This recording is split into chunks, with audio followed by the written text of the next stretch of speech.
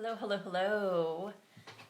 Who's around? Jump on, say hello, and let's dig in to the importance of living from the inside out. This topic I'm super passionate about and I've been working in for probably my whole life. So I will go ahead and get started. If you are around, jump on, tell me where you are hanging out in the world.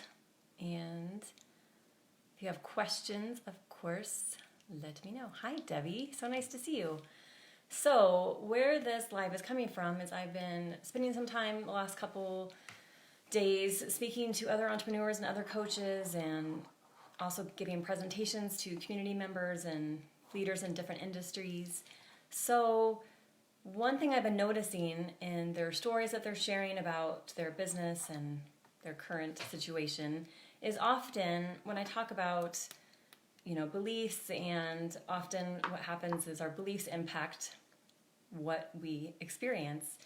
And a lot of times they say, you know what, actually I'm good, my beliefs are good, my mindset's solid, things are great. But the thing is, their experience proves otherwise. So often they're not actually getting the results that they desire. Their business isn't at the level that they desire. They're not having the success in their relationships, or they're not feeling fulfilled with the success that they have in their business. And so for me, it's a great signal to check yourself, because what happens when, hi, I can't see names. Hi, John. So what happens when we think things are going well, but our external world shows a different picture, is a lot of these old beliefs and thoughts are really sneaky.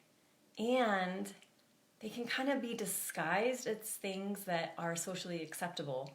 So for example, some of the things I've been hearing is, I'm doing all the right things, but it's just not working. And so, of course, we have this attachment to working hard. And so there's this belief that I have to work harder. And isn't it honorable that I'm working so hard? But the thing is, working hard without getting the results you want is just a cycle of being in victim mentality of, it's so hard and it's not working, and then something must be preventing me from having the success that I desire. So it's checking that, okay, so what is this belief around working hard? And often we get in the cycle of proving the belief true instead of trying to disprove it. So if you're working hard and you're not getting the results that you desire, you're proving to yourself you just need to work harder and work harder and work harder, but you're not actually getting the outcome or the income that you truly desire from the work. You're not seeing the connection between your work and your desires.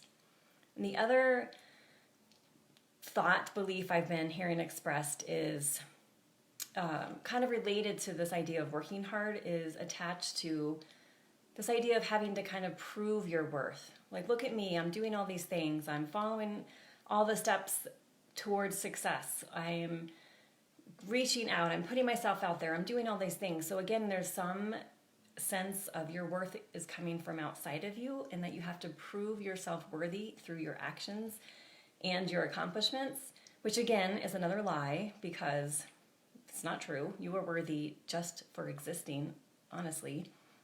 So those are two little ways that we can get trapped in our way of thinking, because they're really socially acceptable. It's socially acceptable to work hard and to tie up our sense of self and worth with our career and our finances and our profession. And then the other one I've been hearing is the learning addict. So the person that is constantly feeling like they need another certification, another master's degree, a PhD. And learning is amazing, and I'm an avid learner as well, but the disconnect here is not applying that learning. It's staying in the safety zone of just learning and not using that learning to propel yourself forward. And again, this is another lie of, you need to know more, that you're not worthy, you don't have enough experience, you're not good enough just as you are. And so again, all of these are ways that are kind of sneaky, because we think, oh, it's great that I'm learning all these new things and taking more training. But you have to catch yourself and say, what am I hiding from by staying in the cycle of consistently reaching out for more certifications and more training? What am I trying to prove? What am I trying to prove by working so hard? What is the belief that I'm holding that is allowing me to be in a place where there's this incongruency between what I believe on a more conscious level versus on a subconscious level, because subconsciously there's something going on that is affecting your results. Because if you truly believe you are worthy and valuable just for being you, and that of course all that you desire is available to you all the time, anytime, you would be experiencing that in your external world, because your internal world absolutely is a reflection, will be reflected in your external world.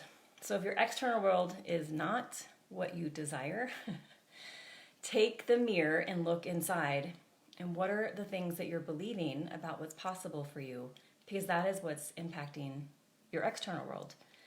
And so what you can do about this, obviously the first thing is you have to be vigilant, because like I said, they're really sneaky, and there can be a lot of pride around working hard, and a lot of our, it's socially acceptable to attach your identity to your profession.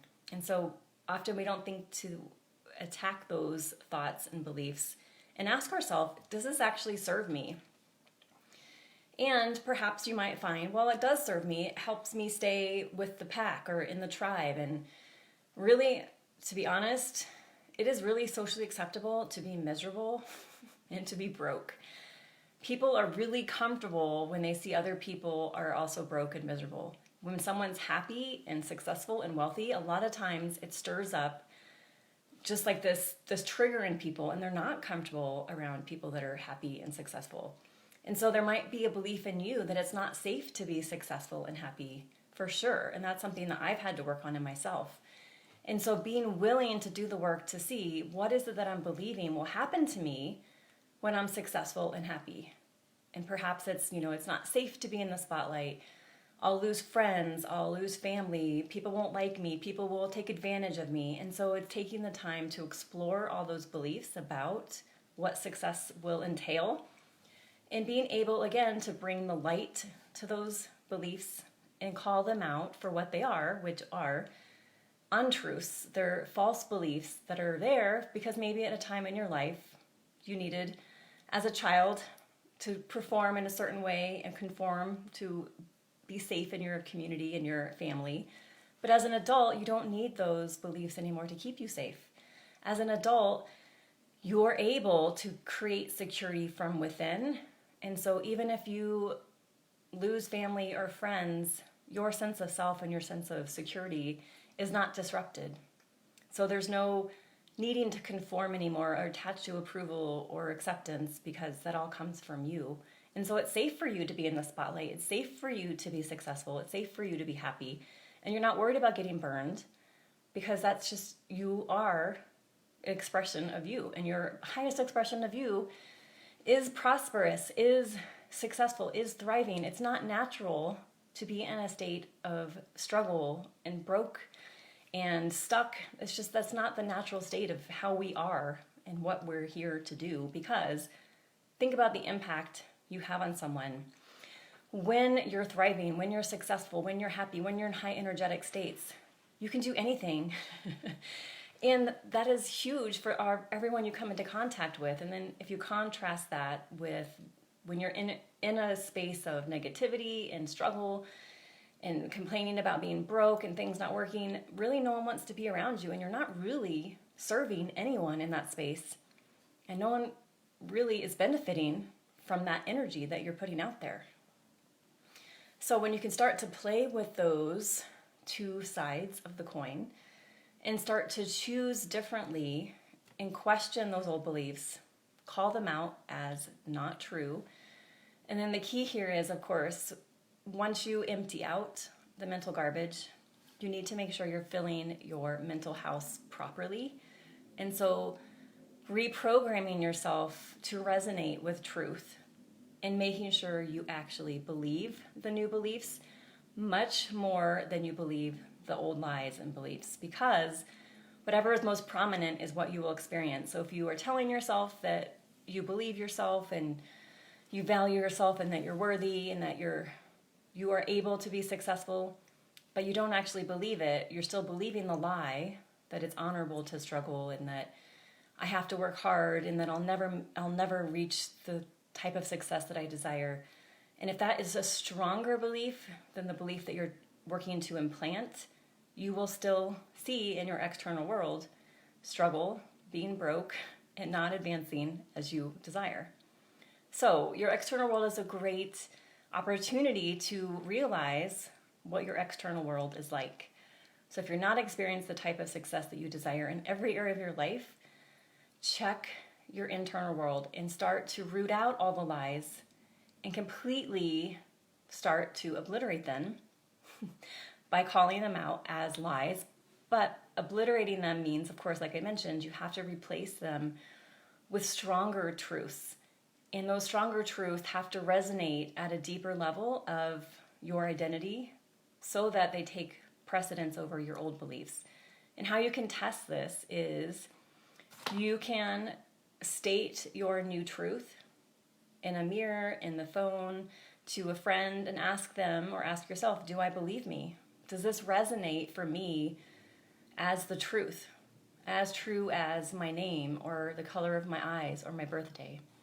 And once you have that level of, yeah, that's absolutely true, that I can create all that I desire, that it is safe for me to be successful, that I am worthy just for being me, that I am valuable for who I am. Once you own that as the truth, you'll start to root out the old lies and you will experience a different external world. So the key is, like I mentioned, resonating with truth and then experiencing it as already done. So getting your emotional body connected to this new reality that you desire, so much so that you could tell someone and as if it was already done and they would think it was done. So you can send messages to yourself celebrating your success as if it had already happened, even if it hasn't happened yet. And listen to those messages so you hear yourself with the excitement and the energy of having achieved what you desire and being the person that you desire. And little by little, you'll start to notice the shifts in your external world. Opportunities start to show up. Things start to change in how you see the world and how people interact with you. And it's all just a reflection of your internal world being realized in your external world. Okay, so if you have questions, I would love to hear from you. See if I can see the comments. Yay, Debbie, I believe I am successful. Yes, and even change it to I am successful. Take out the believe, or I know I am successful. So really stepping up that power of belief and that power of trust. Cool. So I'd love to hear from you all, whether you watch this now or on the replay. What is a new belief that you want to implant on your system, that you will step into, that you will own, that you will reprogram yourself to absolutely become, if not already, just own that it is who you are, even if you're still in the process of elevating its belief in your system. So to post your new beliefs below. Yay, I am successful. Yay. I love it. So what does that mean for you, Debbie? Is that what does that look like? Give me some more details.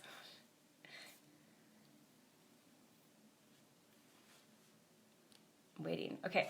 So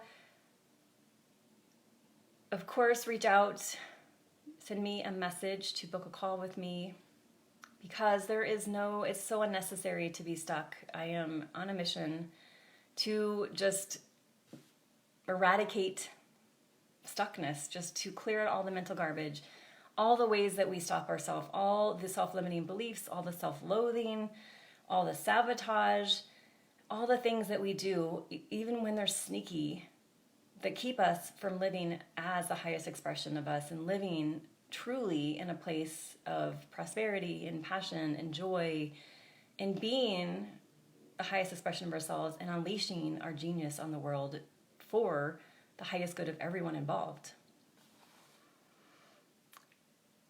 Yes. Yay. So I can have happiness in every area of my life, in all areas of my life. Yes. And you can choose to experience that right now, that you can create situations, you can engage in activities that allow you to experience happiness right now. So you start to see all that I desire comes from within, that you have a gold mine within. And if happiness is a high value for you, then committing every day, what are 3 things minimum I can do that will allow me to experience happiness today? And then committing, no matter what, that you will engage in those activities so that you are creating the experience of happiness for yourself every single day.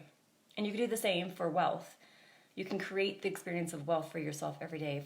Prosperity, connection, joy, and taking that as you're, again, reclaiming your power and seeing all that you desire you have within you. And so you can stop the searching and start just being the highest version of you right away. Okay, sweet. Yay, thank you so much for being here. Again, DM me to book a call and I will come back and check to see what your commitments are in a couple days or in a couple hours if you watch this on the replay. All right, see you all. Have an amazing evening. Bye.